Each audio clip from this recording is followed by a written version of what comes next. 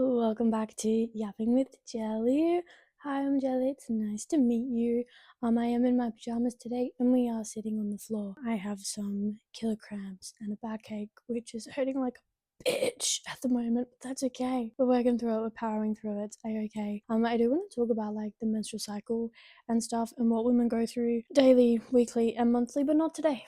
Not today. Today, I want to kind of talk about things to help calm my nervous system down, in hopes that hopefully you will find something that will also help calm your nervous system down and maybe understand it a little bit more. I've been working through my anxiety quite a lot and I'm able to understand my anxiety now. I've worked through it for a good few years, but that doesn't necessarily mean that it just goes away. I still feel like I do have quite a high nervous system, and that kind of also contributes to me feeling very overstimulated and overwhelmed quite a lot. I am feeling quite overstimulated, overwhelmed a lot more recently as well. Kind of want to share some things that kind of help me calm down a little bit more, and also a little bit more of an understanding on it in my eyes, in hopes that maybe you'll be able to kind of help you understand your own as well. I feel like overstimulation has kind of got this like connotation around it that it's only for people with like autism or like ADHD, and it's very heavily based in like the neurodivergent type aspect, which 100%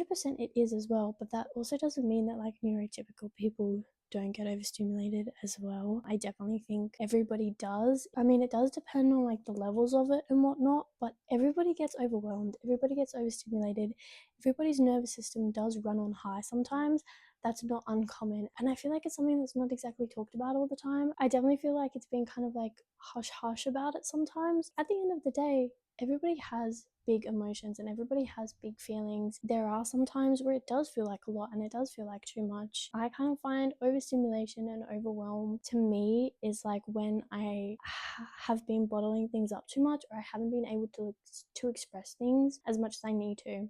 Overwhelmed when so many emotions are happening in my body and I haven't been able to get them out enough to, or like to a degree where I feel like the emotions aren't still in my body, if that makes sense. So like if a situation happens during the day and I'm not able to fully process it, use the emotions that I need for it to be released, then I will like carry those feelings with me throughout the whole day. It will just keep like bottling up and bottling up till like it gets to the end of the day and it's like too much and I'm like I can't take any more in, like that kind of thing. That's what I feel like overwhelmed is to me. That's how I explain it in my own head. Overstimulation, I feel like, is kind of the same kind of thing, but through touch wise is the best that I can explain it. It's like either I feel like too many things have come in contact with my body or not enough has come in contact with my body. Like one thing that like really kind of like overstimulates me sometimes is when people get too close. Like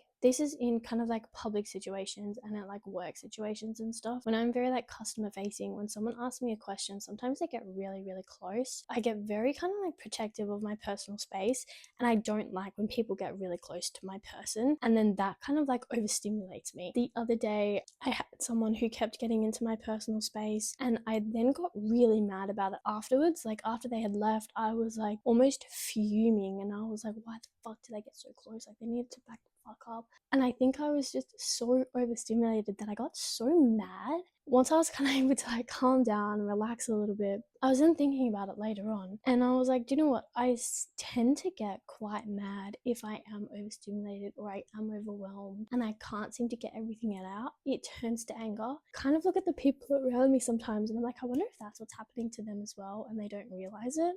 So one thing definitely I kind of want to like get across to some people as well is, if you do feel like you are angry all the time, maybe it's not actually anger, like maybe it's misrepresented overstimulation or like overwhelmingness, and you may not just like realize it yet. It could also be because we don't really recognize overstimulation as an emotion, if that makes sense. And I kind of feel like it is. It's like such a mix of all of the emotions that it does kind of count as one almost. So anyway, that's kind of my take on it. And what I find the best kind of way that I like to deal with my kind of like high nervous system is to redirect it. I kind of view my like nervous system almost in a scientific way. And I know this might sound kind of weird. This is kind of what's like helped me to be able to put a visual to it, because I sometimes it's hard to understand something if you can't see it. So I find what has kind of helped me is I see my nervous system as like an atom, like a scientific atom. So it's kind of just like this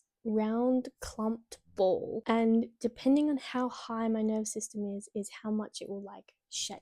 Kind of like how you see in like science experiments and things, like you see the difference between the atoms when they're like slightly shaking or they're moving around a lot. That's kind of like how I've been able to view it. And then when I kind of get to the point of very high like overstimulation and very high like nervous system, that ball is like almost ready to like burst into flames. That's kind of how I'm able to put a visual to it so that I can understand it and able to regulate it. Maybe like an analogy like that can also be taken for so many different things and so many different feelings if you're struggling to be able to process them and to be able to kind of put almost a name to it. Like I know people have kind of named their emotions in the past, to name their self-doubt, or like they've named their like anxiety, to be able to like put a person to it, personify it so that they are able to understand it more. Because all of these things that evolve around your nervous system, it is very hard to like put a name onto it, put a visual to it, an understanding to it, because it's very hard to understand in the moment. It's one of those things where you get so worked up, it's almost like an out-of-body experience that it's hard to understand if you're not in it. I feel like it's also very hard to calm down your body sometimes because you don't know where it's at and you don't quite remember how to do it. One of the things that I think would actually help, like even as an adult, if you're like I need to calm down and I don't know how to calm down right now, Google hacks to calm down a toddler, because I can guarantee they will probably work to some respect for you, no matter what age you are. And I think it's just because there is so much like study and there's so much research behind toddler behavior, right? Because that is when developmentally you are actually able to start feeling your feelings and feel your emotions. And you always see toddlers having a tantrum in public, and it's because they have all of these emotions and they don't know what to do with them and they don't understand them. There's so much towards childhood development to understand it, so that like parents and the community around them can help these little children to cope and to understand their feelings and to calm them down and whatnot. I think as we get older, we kind of forget all of those things and we don't have those people around us to go, hey, you need to go sit in the corner and calm down. You know what I mean? And we're not able to regulate ourselves in such a big feeling moment because it is almost an out-of-body experience and you can't exactly remember everything. Being able to put things into your routine that will calm you down no matter what will definitely help regulate your system from the start. And that is something that I've been trying to put into play in my own life. It is a lot harder, but I have found that when I do it, it actually does help me quite a lot. Sometimes as well, as an adult, you forget your feelings haven't changed since you were a toddler. You know what I mean? If anything, we're actually feeling more. I just feel like when we kind of get to an adult, or when we get to, later on in life, it's almost like we're not allowed to show those feelings anymore. Like, obviously, we're not allowed to have a tantrum in the middle of a shopping center because we didn't get the toy that we wanted, but we do still have all of these feelings, and we do still have all of like this massive environment around us that is constantly affecting our day-to-day life. Yes, we are going to feel a lot and we are going to have all of these emotions going through our body all of the time, and we need to know how to process them, how to regulate them, how to not control them but work with them. I feel like these emotions and these feelings are supposed to kind of like come in and come out, but I feel like when you start getting to the point of overstimulation and overwhelm, and like when your nervous system is on high, it goes in and then it just gets stuck. With that being said, and with that kind of understanding in the background, I kind of want to move on to things that I find kind of help me, in the hopes that maybe they'll help you. So with all of that being said, here are some things that I have found have kind of like worked for me to help me kind of like calm down my nervous system. One thing that I find helps me is being creative without me having to do the work. Which, hear me out here, okay? Because I'm not one of those people that can just pick up a pen and draw something. It actually takes like a lot for me to be creative artistically. If you are one of those people that can just like pick up a pen and draw something, go for it. Being creative helps calm down your nervous system, because I feel like it almost uses the same part of your brain, and you can't be anxious and be creative at the same time. If you can be, clearly you're doing one of them wrong. I'm kidding, but I'll show you some things that I'm doing at the moment. A paint by numbers. This is a very cheap one from Kmart. It's only like a third done, and it's not perfect because it doesn't have to be perfect. I'm not doing this to make it look good or to make it perfect. I'm doing it because it looks pretty and because it's something that uses like my hand-eye coordination and gets me like focused on something without actually having to really think too much about it. Like, I'm not thinking about what colors are going where or how I'm drawing it or like what shapes I'm doing. It's already set out for me. I just have to like color it in pretty much. Speaking of, coloring in is not just for children. There are so many like adult coloring books out there now. I don't like doing the little like really nitty gritty ones because they honestly stress me out even more. I don't know why. I just find that I'm like get too like perfectionist over it, and that is not what I want to be doing.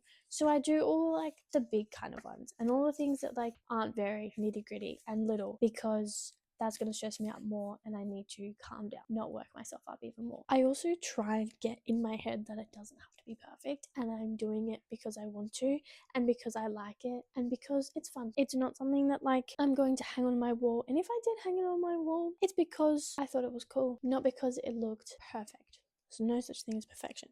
Anyways, another thing I like doing is like little gem art stuff. I'm pretty sure I also got this from Kmart. It was quite cheap. I've actually got so much like gem art that I'm like in the middle of at the moment. This is a different set that I've done a few of. But these ones I really like because they are small and so I don't get overwhelmed by it. That is another thing about art projects and like creativity and stuff. If you are already overwhelmed, don't put yourself in a position where you're going to overwhelm yourself even more. When I mean use like your creativity or do something creative, do it in a small amount, because I find if you do it in too big of an amount, you're going to overwhelm yourself even more and it's going to make it even worse, and then you're not going to want to use your creativity at all. These kind of things I love because I'm focusing a lot more on it without it being too repetitive, so it's not going to be boring for me, but it's also, I know it's going to be finished in a little while because it's not that big, it's not going to take too much effort, and it's actually going to calm me down because I have to use my focus, but I don't have to use my focus for too long that is going to stress me out. Another thing that I find as well is that like if I have a messy room or if I have a messy like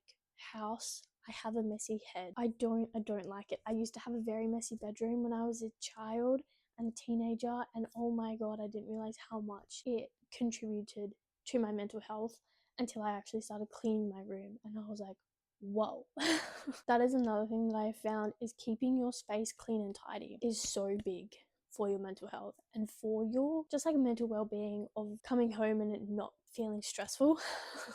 It doesn't have to be absolute immaculate, spotless, tidy as all hell. Like, no, like I mean, as long as it feels tidy to you and you don't feel like you're having to search everywhere for things or like awkwardly step over things, as long as it feels tidy and clean to you, that is all that matters. Genuinely take a very good look around and make sure that it is actually tidy enough.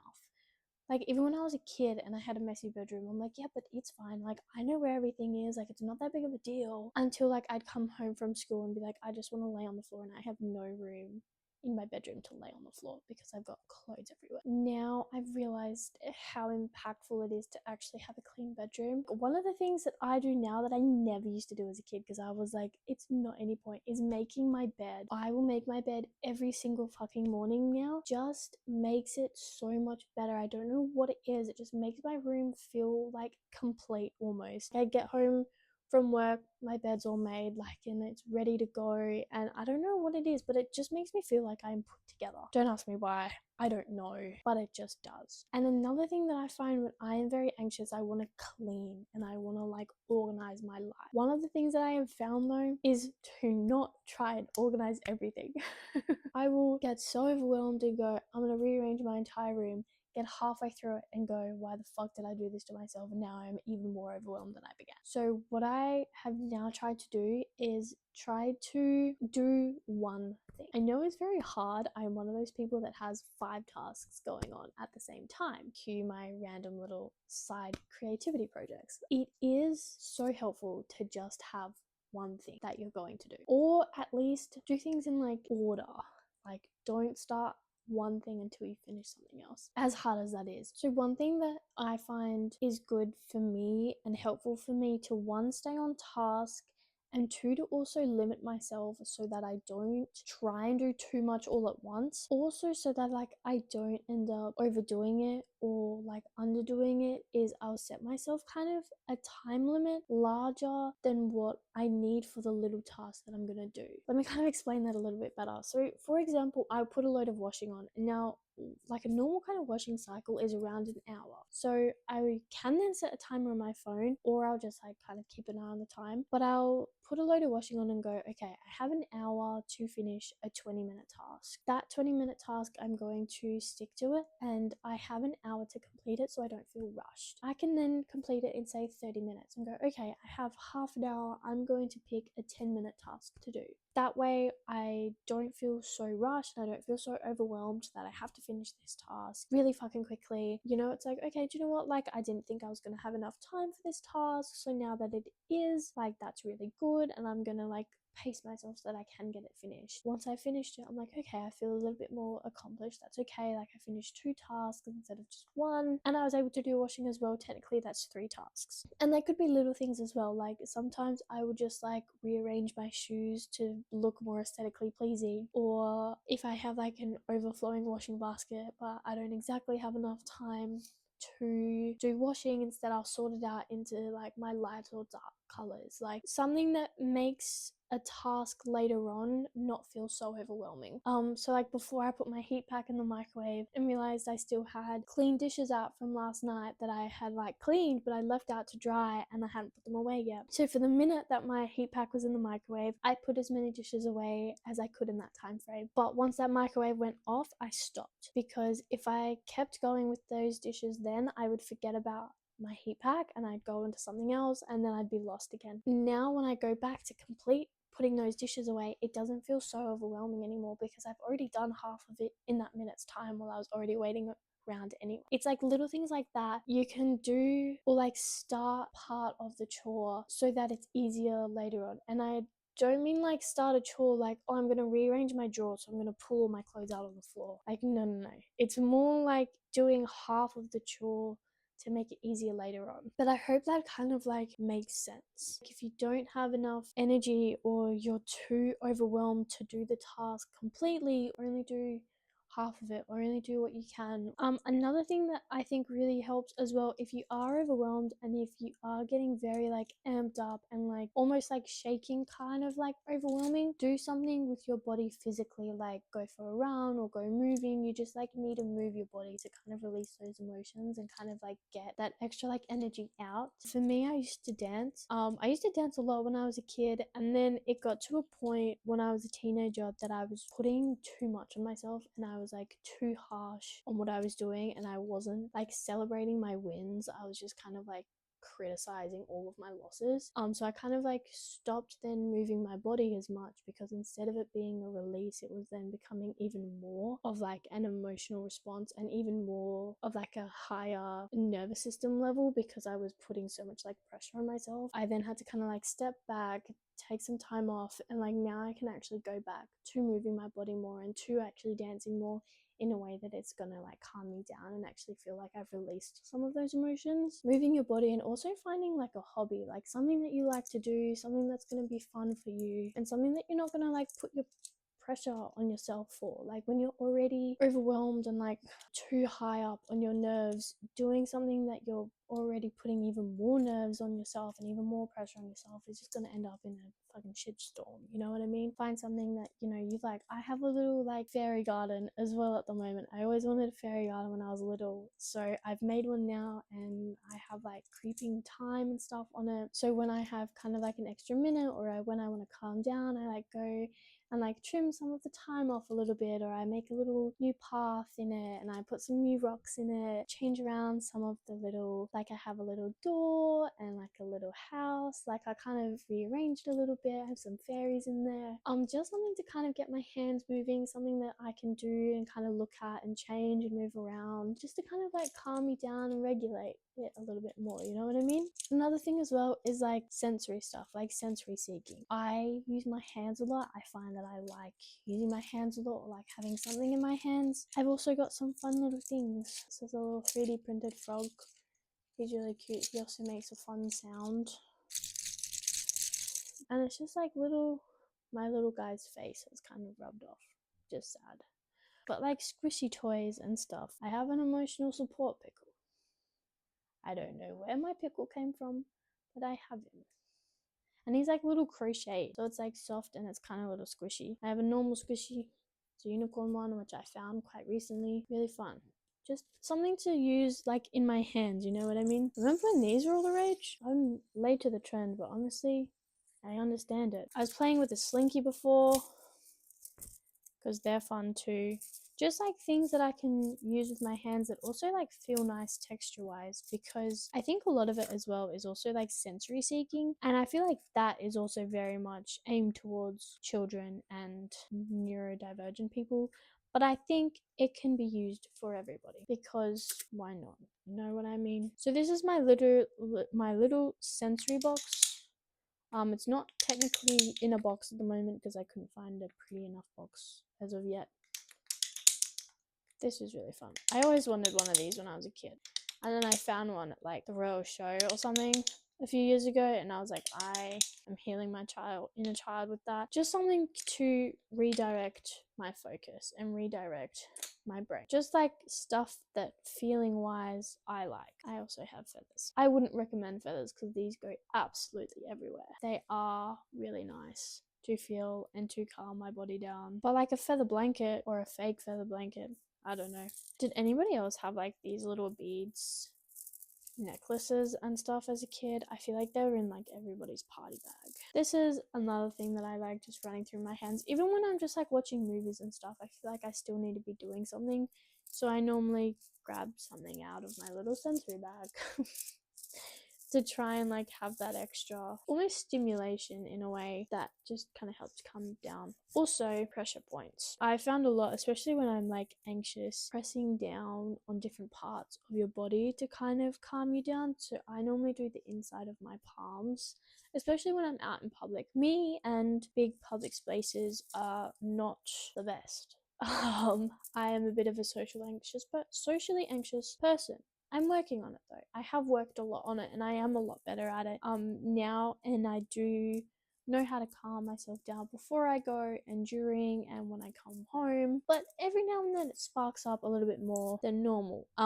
But pressure points there definitely help. And I also find on like the bottom of my feet as well, like on my arch. If you ever get like a little tennis ball, just run your feet over it.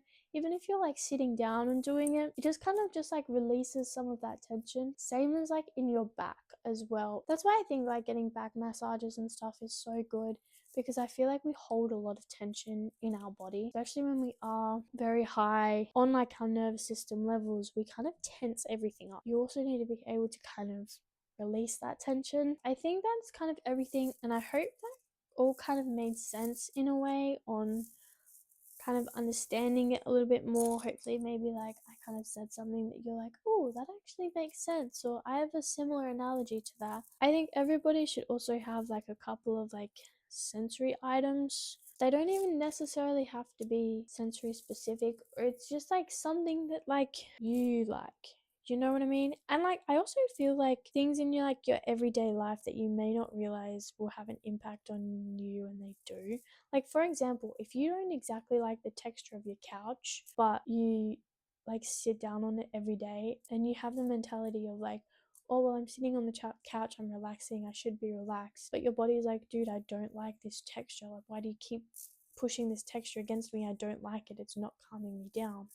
Then you're not actually going to really be calm ever sitting down on the couch. Does that make sense? Like, does that analogy kind of make sense in the sense of like you need to kind of find and figure out what you like and what's helpful for you and your body and your mind, and it definitely will not be the same for everybody. Like, these are just some things that help me. These may not help you, but they might. There could be similar things in here that might help you, or there could be absolutely nothing, but it might kind of get you to think about other things that could possibly help. I think it's definitely helpful to be able to like understand your own body and what it needs, and it's very hard to do that sometimes. It's like little steps and baby steps and just finding one thing to help, you know, because everybody gets overstimulated and everybody gets overwhelmed, and honestly everybody gets anxious too. It's a-okay. I hope that somewhere in this you are able to find something that will help you. This has like fully calmed me down and I've started losing the words. So thank you very much for yapping with Jelly and for staying here and for being here today. I hope I see you next time. Toodaloo.